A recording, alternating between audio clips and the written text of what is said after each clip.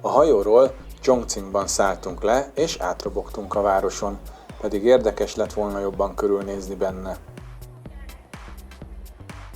Egy olyan vonattal mentünk tovább Xi'anba, ami még újabb volt az előzőnél is, 300-zal ment az állomások között. Este bementünk vacsorázni a városközponthoz. Utána sétáltunk Xi'an sétáló utcáján. Sokan voltak, olyan hangulata volt, mintha egy buli lenne.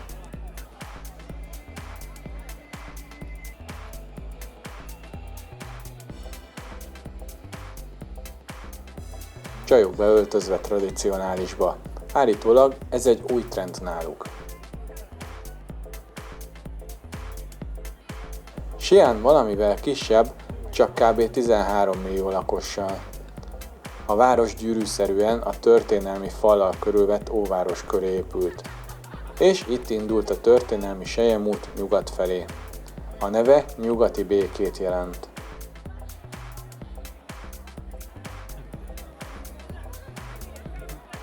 A Nagy Vadliba pagoda egyik jelképe Xi'annak. 652-ben épült és 64 méter magas. Sajnos csak innen és csak ennyire láttuk. Az óváros közepén helyezkedik el.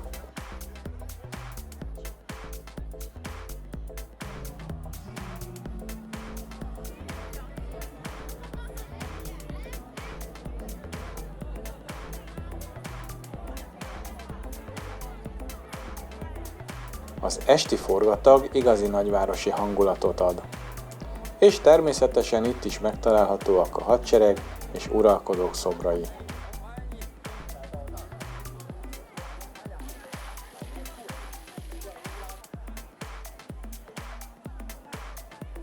Sok egyéb szobor, alkotás is ki van állítva, az egész középrészt elfoglalják, és megtalálható némi technológia is a szobrok mellett.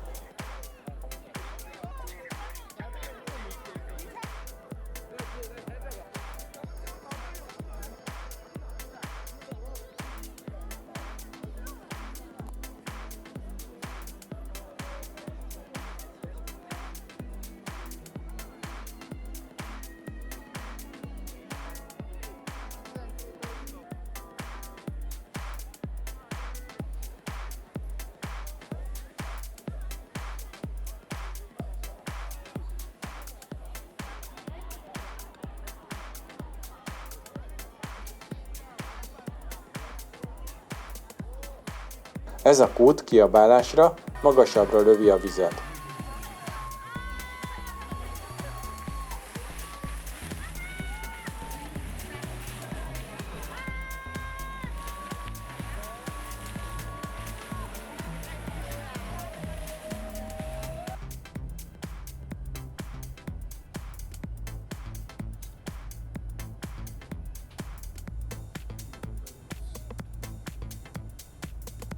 Szóval a Qin-dinasztia idején Xi'an volt a főváros.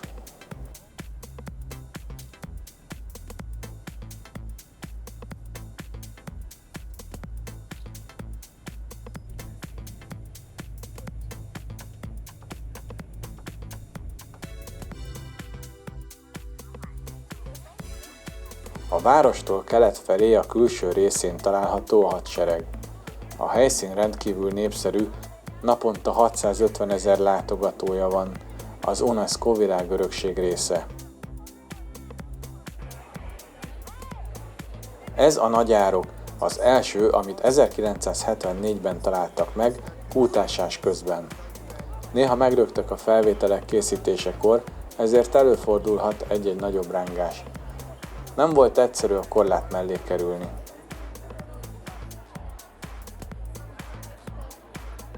A szobrok nagy része össze volt törve, először nem is gondolták, hogy ilyen fontos a lelet. Kína több kisebb királyságból állt, akik folyton harcoltak egymással is, meg külső ellenségekkel is. Yingzheng a Qin állam trónörököseként született.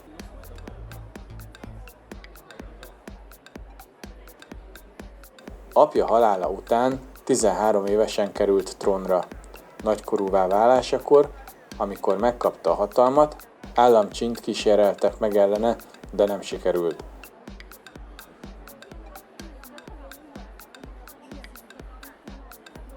Elkezdte elfoglalni a királyságokat, és Krisztus előtt 221-re sikerült is először egy uralom alá terelni az összes királyságot. Ekkor Kína első császárának kiáltotta ki magát.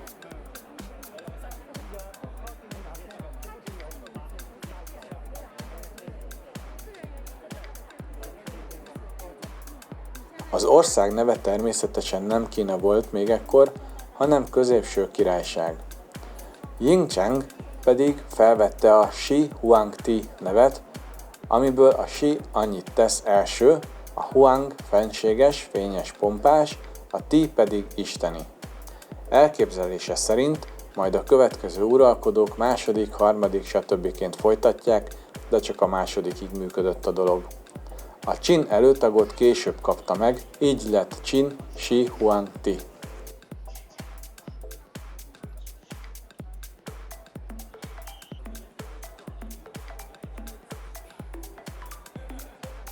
Ez közben a harmadik árok.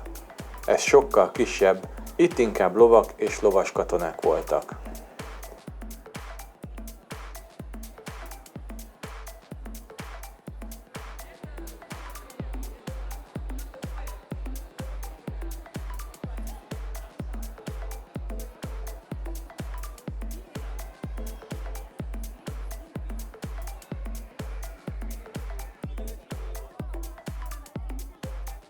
Ez pedig a második árok. Van egy negyedik is, de a vizsgálatok szerint az üres.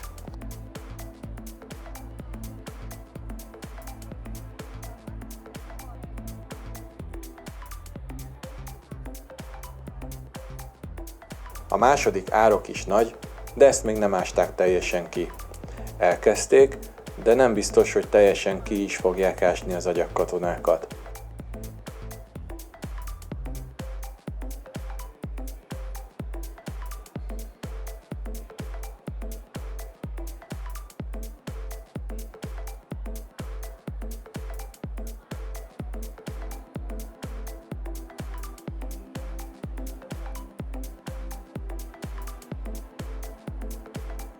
Birodalmában egységesítette a pénzt, az írást és a mértékegységeket, utakat, csatornákat építtetett, és kiadta, hogy a meglévő északi falakat kössék össze és erősítsék meg.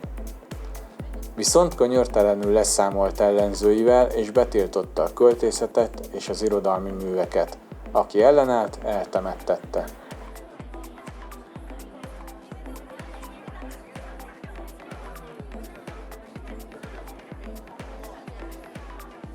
Shi Huang rettegett a haláltól, kerestette az élet elixírjét, azt hitték, a higany segít ebben. Hatalmas mauzóleumot építtetett magának, és persze a hadsereget agyagból és rézből. 100 évvel későbbi leírások említik a sírhelyet és a higanyt, de az agyaghadsereget nem. Visszajöttem az első árokhoz, mert az előzőekben túl sokan voltak, és csak a bal oldalát néztem meg, és mentem hátra, most pedig a jobb oldalt is megkísérlem. Meg az elejét, hát ha jobban sikerül felvenni. Összesen a becslések szerint 8000 katona, 130 harci szekér és 150 lovas található az árkokban. Nem az összes alak katona, vannak köztük hivatalnokok, akróbaták, lányok, parasztok, persze tábornokok is, ezek a legmagasabbak. Mindegyiknek egyedi arca van, de valószínűleg csak 4 fejmintát használtak, majd tovább változtatták őket. Minden más testrész is egy-egy alapmintából áll, amiket szükség szerint változtattak.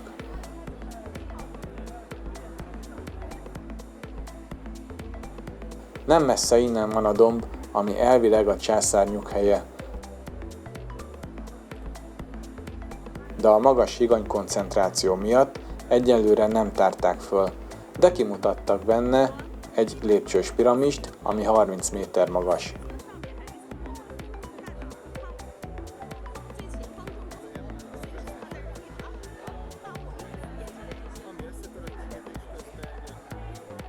Kína mai neve a Csin dinasztiából ered. De maguk a kínaiak továbbra is Zhongguo-nak, vagyis középső országnak hívják.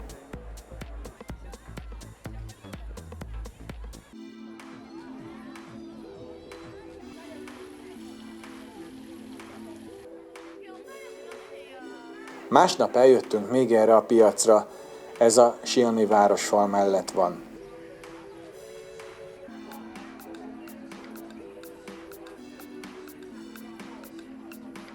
Yongxing Fang neve, tradicionális utcai kajáshely.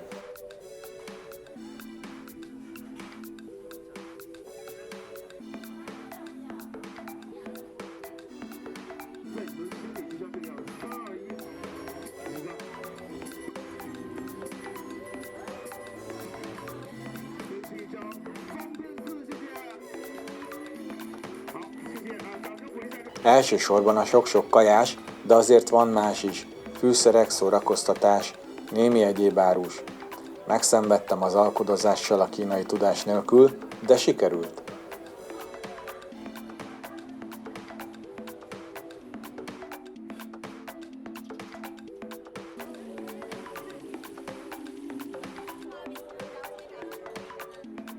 Itt ez a sárkányos dolog is kívánságoknak van.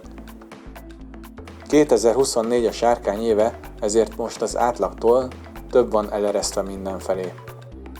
Xi'anban már csak 20% körüli volt az elektromos autók aránya, de az összes motor és taxi ugyanúgy elektromos. A buszok elektromosak és plug-in hibridek is voltak, meg hagyományosak is. Itt futottam bele az egyik motorba a kettőből, ami füstös volt. A tisztaság viszont maradt a szokott szinten.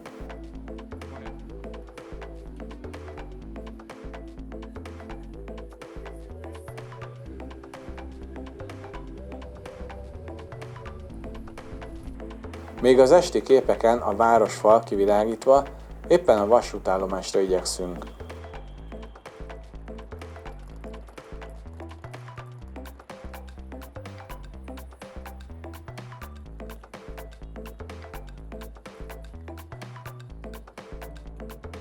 Éjszakai vonattal megyünk Pekingbe. 4 fős hálókocsis, teljesen kultúrált, tiszta ágyneműkkel felszerelt, abszolút pozitív. És reggelre meg is érkezünk.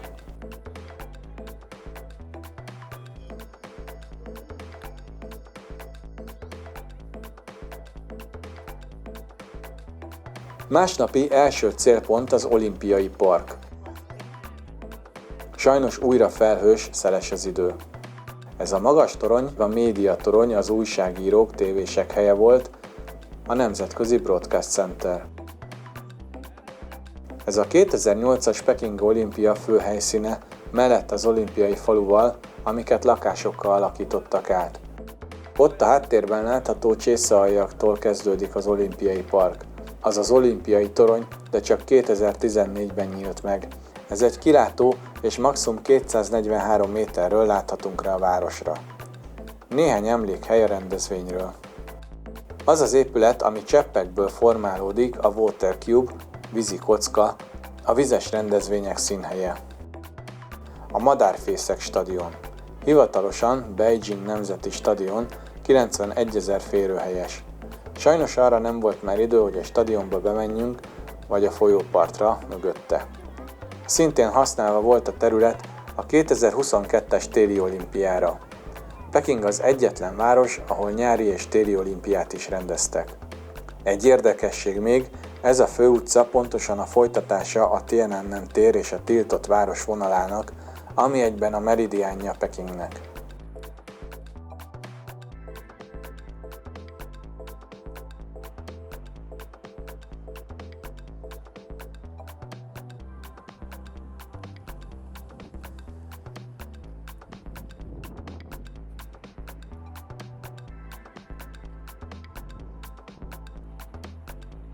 A falat már a Krisztus előtti 7. századtól építették, majd Qin Shi Huang folytatta az építkezést, és kiadta, hogy kössék őket össze. Aztán hosszabb, rövidebb falszakaszokat építettek a különféle dinasztiák kisebb-nagyobb időkihagyásokkal. Az összes falrész nem ér össze, kanyarog minden irányba, és akár több is van egymástól kisebb-nagyobb távolságokra. A teljes hossz több mint 21 000 kilométer.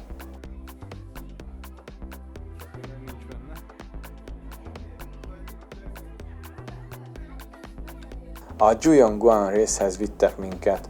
60 kilométerre északra található Pekingtől, kínaiul Beijingtől, ez a falszakasz, és mivel Beijing, vagyis északi főváros kiemelt fontosságú volt, meg kellett védeni egy erősített rendszerrel.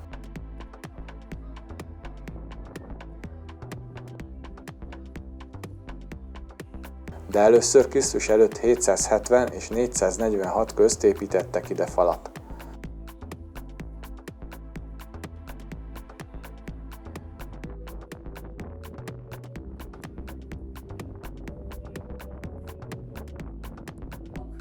Aztán a Ming dinasztia 1368-tól erősítette meg és újítatta fel, amikor Beijingbe tették át a fővárosukat.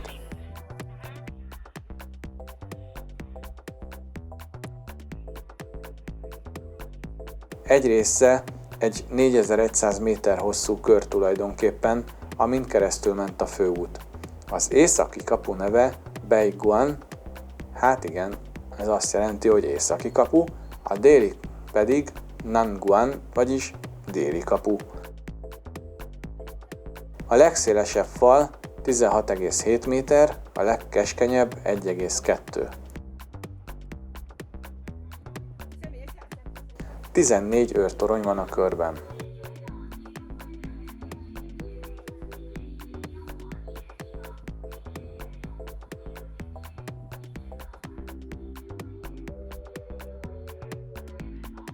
Na persze, pont a nyugati irányba indultunk el, ahol sok a lépcső és magasak az emeletek. Mindig volt egy magasabb pont.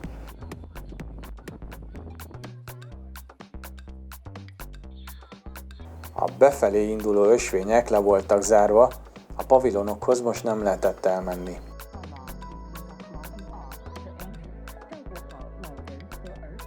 Nem is lett volna akkora probléma a lépcső, ha egyformák. De volt 1 fokos, 2 fokos és 3 fokos magasságú össze-vissza.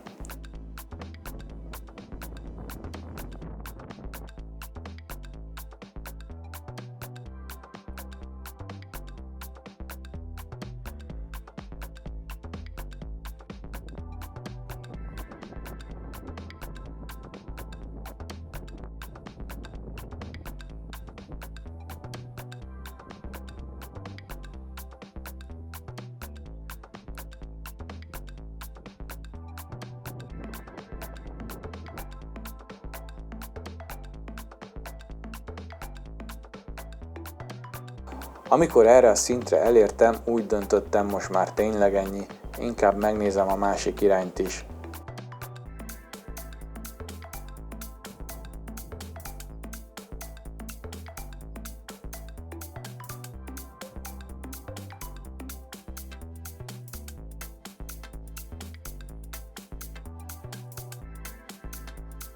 Azért érdemes volt idáig felmászni, még ha akkor nem is annak tűnt, sőt.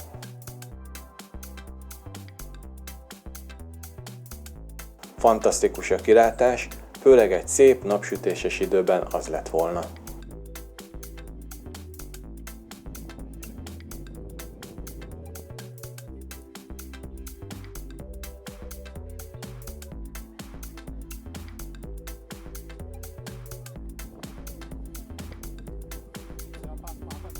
Ez a kőtábla azt hirdeti, hogy Mao Tse-tung azt mondta, az nem igazi ember, aki nem mászta meg a falat.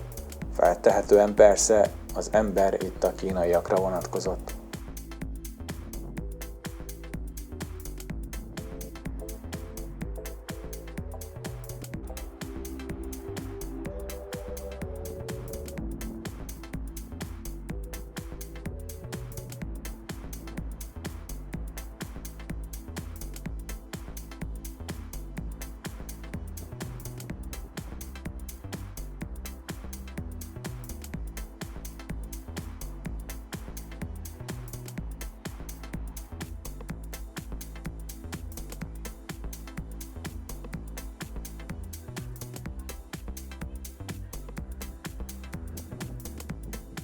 Jó ötlet volt erre eljönni, mert jól néznek ki ezek az épületek.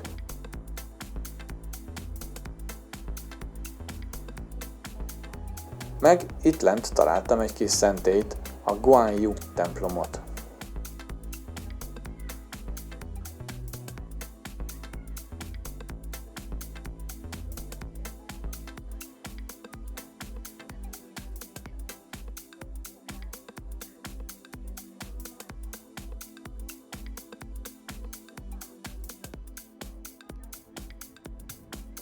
A kínai nagyfal a világörökség része.